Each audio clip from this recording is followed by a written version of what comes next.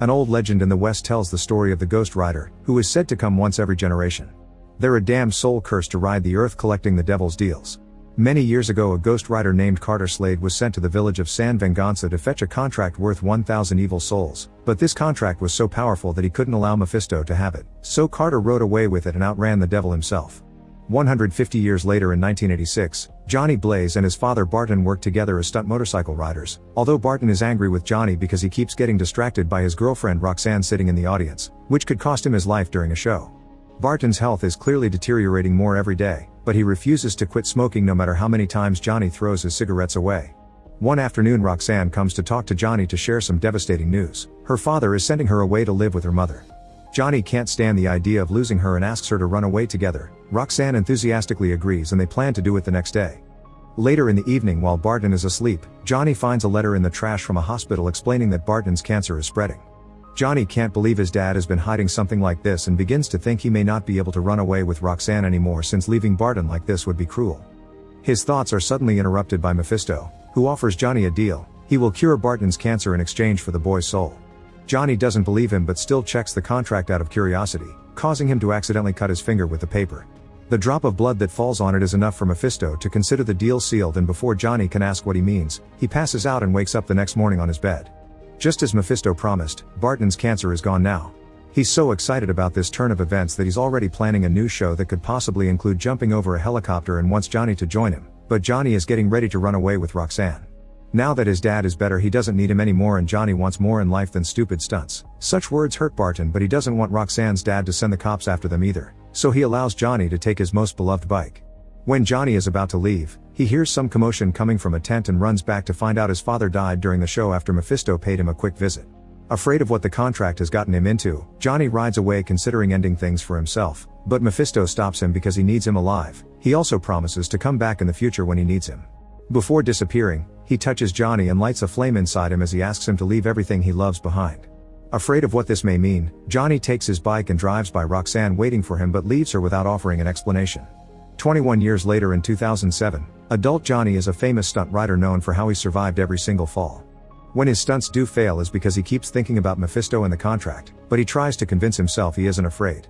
Johnny never gives interviews but he's on good terms with his traveling crew, especially his best friend Mac, who is worried about Johnny wanting to clear the length of a football field in cars with one jump on the anniversary of Barton's accident. There's also the fact Johnny's obsessed with weird religious books that Mac thinks may be messing with his mind, but Johnny dismisses his worries, explaining he's waiting for a sign. Meanwhile Mephisto's son Blackheart appears on Earth and approaches a biker bar to kill every human inside. Once everyone is dead, the Hidden show up. They're three fallen angels bonded with the elements. There's Gressel with Earth-based powers, Abigor with air-based powers, and Walla with water-based powers. Blackheart wants them to help him find the San Venganza contract to harness its tremendous power and take over the world, and the Hidden agree. Before they can get moving though, Mephisto shows up outside to remind Blackheart it isn't his time yet, but Blackheart doesn't care. Mephisto can't hurt him on Earth because he's never fallen, although the Ghost Rider can. However, Blackheart isn't scared of Mephisto's creation and dares to send the man after him, although he's clearly jealous over the fact his dad gave such power to a human instead of him. The next day, Johnny is getting ready for the show and ignoring reporters as usual, but he makes an exception when he discovers an adult Roxanne has come to interview him as well. Instead of answering her questions though, Johnny keeps making his own because he wants to know what she's been up to all these years. The interview is cut short since it's going nowhere and Roxanne leaves no matter how much her cameraman wants to stay because she never liked watching Johnny jump. Speaking of Johnny, he considers seeing Roxanne the sign he's been waiting for and decides to go through his dad's old idea of jumping over a bunch of helicopters instead of cars. By replacing the dark thoughts with Roxanne, Johnny's jump is a total success, but instead of stopping to celebrate, Johnny just keeps going and drives out of the building to catch up to Roxanne's van on the road. Since she refuses to pull over or even talk to him, Johnny speeds up ahead and blocks the road to make the van stop. This makes Roxanne furious, but Johnny points out that if Roxanne really didn't want anything to do with him she would have turned down the interview before kissing her. Roxanne pushes him away but also sees his point and accepts to get dinner together later.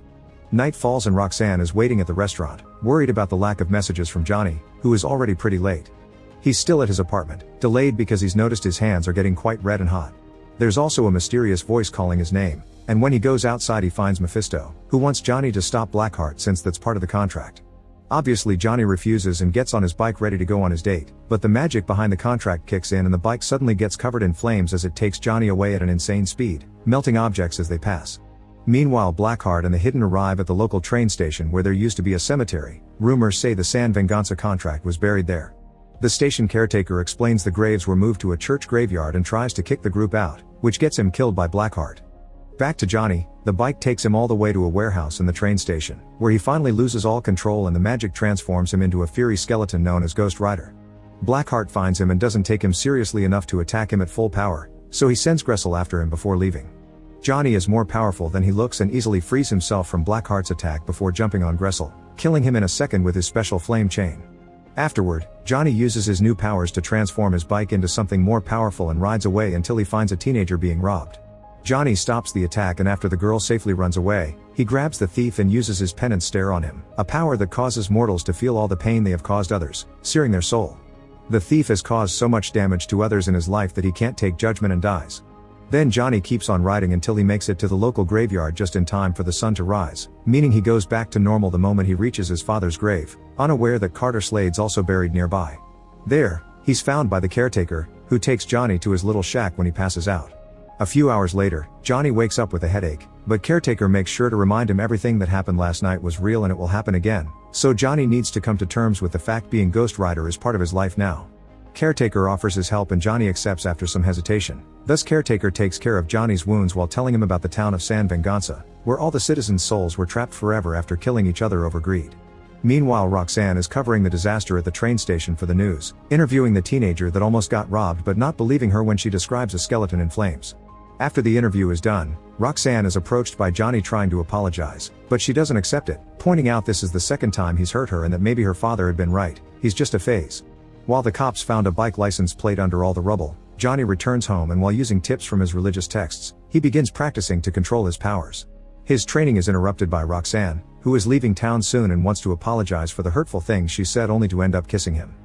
Worried about the whole Ghost Rider deal, Johnny pushes her away because he doesn't want to put her in danger. This enrages Roxanne, who is tired of Johnny's mixed messages and forces him to confess what's going on. Obviously she doesn't believe him and she gets even angrier when he asks her to leave because the sun is setting, so she's out of the door with her heart broken and assuming Johnny is just making up excuses to get rid of her. As soon as Roxanne is gone, the cops show up to arrest Johnny because the license plate they found was from his bike. At the police station, the detectives try to pull off the good cop/bad cop trick on Johnny and even threaten his career, but since Johnny doesn't fall for it, he's put in a cell until he's ready to confess. This cell is full of inmates eager to beat up a famous person, but as soon as they come closer, night finally falls and Johnny becomes Ghost Rider again, easily knocking out all the prisoners with one single hit except for a teenage boy with a pure soul. After stealing another prisoner's jacket, Johnny burns the cell bars and escapes on his bike, ignoring the cops that try to stop him by driving on water.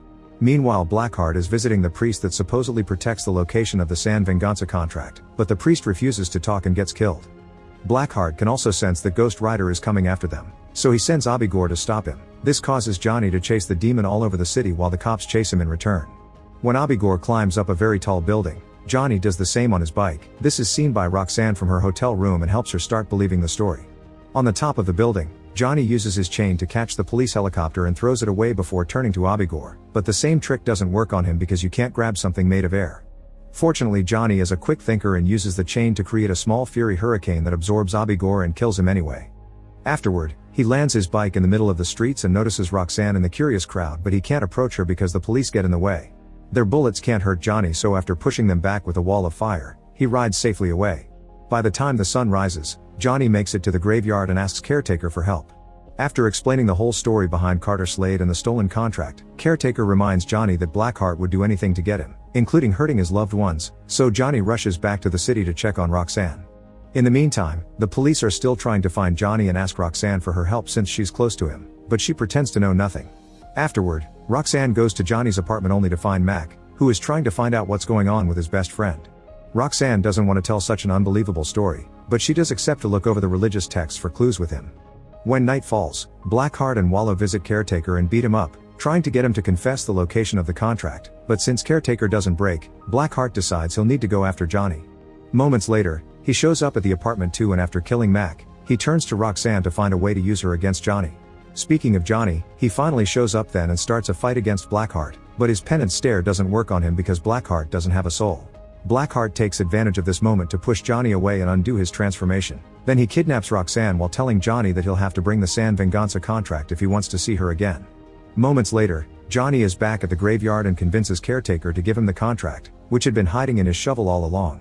Since Johnny made his deal out of love and not greed, Caretaker trusts he can end this and offers his help as he reveals the Carter Slade grave is fake.